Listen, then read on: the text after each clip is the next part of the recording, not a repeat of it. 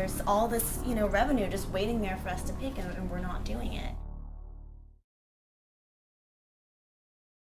Instead of relying on one outlet, they will surf 10, 20, or 30 different websites. So it's a very different manner in which people get information today. Well, I think we have a lot more options now than we used to. People have much more choice, and they don't just have to rely on their hometown paper or the evening newscast. They can get news from all kinds of places. Actually giving consumers more choices than ever before. They have more sources to get news and to get information and to find the information that really is most relevant to their lives. Giving people more information, empowering them to make presumably better decisions, but at the end of the day, giving them options that they can choose to avail themselves of or not.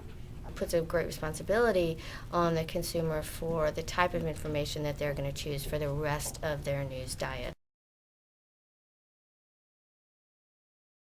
The biggest challenge in the new media universe from a voter standpoint is in-depth coverage of policy issues and investigative journalism. It takes more work on the part of the consumer, I would say now, to siphon their way through all that's out there. All these cuts in the news media are costing us local reporters who aren't covering city council as much. They're not covering tax increases, crime rates, education. All these jobs are being cut. You could end up with a country that not only is split between separate right and left-wing conversations, but split between a rich professional class and the average. I think that it's more difficult for people today to figure out who they can really trust when it comes to news. You need to sort of get the basic facts, which for a long time, that's what you got from sort of the mainstream media.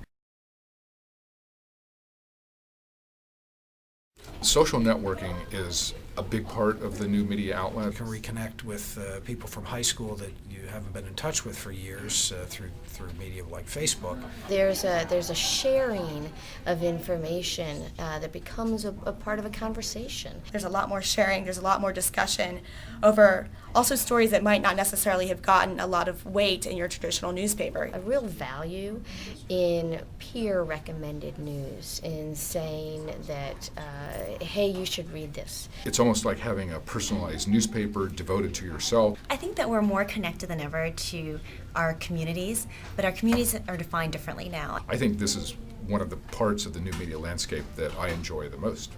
The bad news is once you've reconnected, you're now stuck with those people that maybe you fell out of touch with for a reason.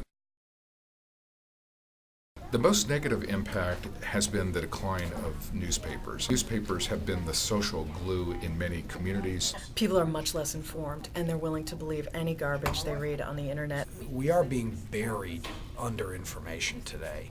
The revenue model has crumbled. It does not exist. It's not going to finance news in the future, and a new revenue model is yet to be found. What the internet has done is sort of removed the editor, disintermediated it, I think is the jargon. Just the wealth of information out there makes it very difficult for people to navigate. Don't know if people necessarily think about where their news is coming from. As there is more information out there, we actually also have less time with which to consume it. We're in sort of this tumultuous transitional period when it comes to the media. That local community connection is starting to be lost, and I think that is a big threat to American culture as we know it today. The availability of news, the availability of more information. People actually have more and greater diversity in information today than we've ever had in the history of the United States. Diversity of viewpoint. The ability to share it with others. The passion that people are bringing to current events. Giving people more control. More choice is always better. Who wants less choice? Now you've got bloggers that represent all sorts of interest. It will help us hear more voices that maybe wouldn't have gotten heard in the past. I think it's become cool to be smart about current events, and I think that's certainly a currency that the internet and new media has helped. Maybe certain ideas that people would have never thought of before start to resonate. If you're intensely interested in a subject that USA Today or the Washington Post isn't interested in, no problem. You can go on the web and find out all you care to, and that's a great thing.